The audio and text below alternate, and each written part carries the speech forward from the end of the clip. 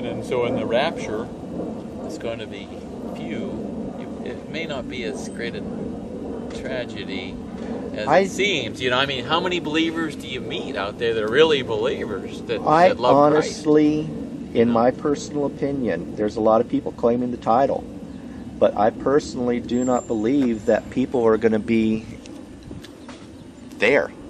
There's a lot of people, you know, that are going to be, you know, we're going to be surprised at who's in heaven, who's there, but we're also going to be surprised who's not.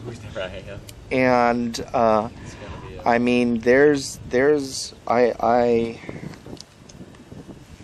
lot of teachers out there teaching a different Christ, and so I question, you know, which Christ are they receiving?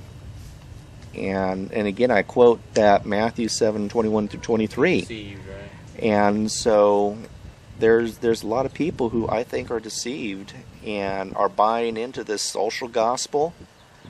And although they say they serve Christ, you know, I think it's lip service, and that's a hard, you know, people are going to, you know, I mean, now for judging someone's heart, but you know, it's I have problems with what's being taught out there, and what's being taught there is a social. It's not the blood of the Lamb, and it's the blood of the Lamb that people are is what saves, not, you know, how many homeless people you can feed, or, you know, how many 12-step programs you can go through, or something like that. It's the blood of the Lamb, and if you don't have the blood of the Lamb, you're not written in the book of life.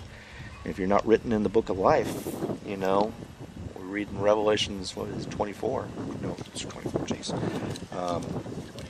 Yeah, that, you know, if you're not written in the book of the Lamb, you know, you're basically going to hell. And, you know, people don't like hearing that. You know, Jesus said, I am the way, I am the way, the truth, and the life. No one comes to the Father except through Him.